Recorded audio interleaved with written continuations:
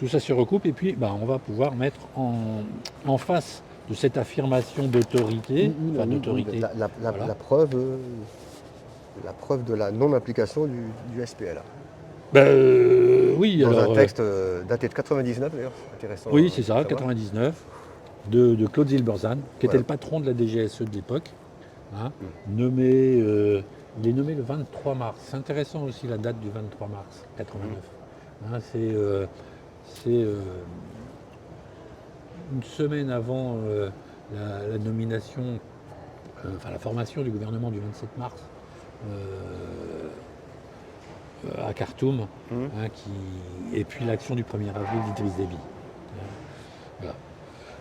Donc, M. Zilberzahn écrit dans son livre qui s'appelle Au cœur du secret, paru en 99, un passage où, alors, il écrit. Où il se replace en 94, au moment de la livraison de Carlos.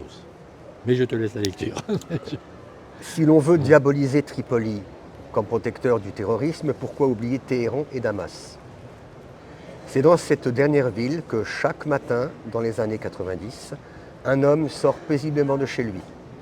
Il tient un enfant par la main et le conduit à l'école. Certains jours, sa femme le remplace. Il coule une vie paisible dans un quartier privilégié de la capitale syrienne. Cette femme s'appelle Magdalena Kopp, qui eut quelque importance parmi les terroristes de la Rote Armée fraction allemande. Et le père de l'enfant, c'est Ilich Ramirez Sanchez, dit Carlos. Il est probablement responsable du meurtre de 2 inspecteurs de la DST à Paris, de l'explosion de la bombe posée dans le train Paris-Toulouse en 1982, de l'attentat de la rue Marbeuf. Il n'est pas encore à cette époque, comme le dira si joliment Alain Rollat en août 1994, le clou rouillé négocié par M. Pasqua auprès des antiquaires du souk de Khartoum. Souk avec lequel la France oblitère en 1994 quelques contentieux, oubliés notamment ce 21 décembre 1989, jour où l'armée de Khartoum a abattu volontairement un avion de Médecins sans frontières, tuant 3 médecins français coupables d'avoir porté secours au Sud-Soudan en guerre civile depuis des années. Voilà, donc là c'est clairement dit par le patron de la DGSE, qui est écrit au cœur du secret. Voilà, c'est page 75.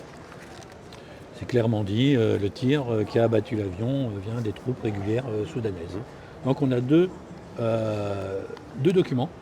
Un document du patron de la DGSE qui dit que le tir vient des troupes régulières soudanaises, et un document de 2025,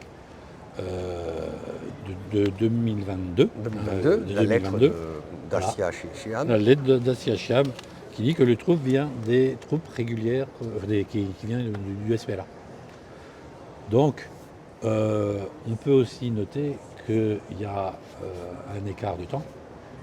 Cet écart de temps qui est le temps de la réinterprétation. Alors, la réinterprétation, de la diffusion, on va dire, de la réinterprétation. Parce que cette réinterprétation qu'on peut que constater, elle a une origine qu'il faut explorer, qu'il faut identifier.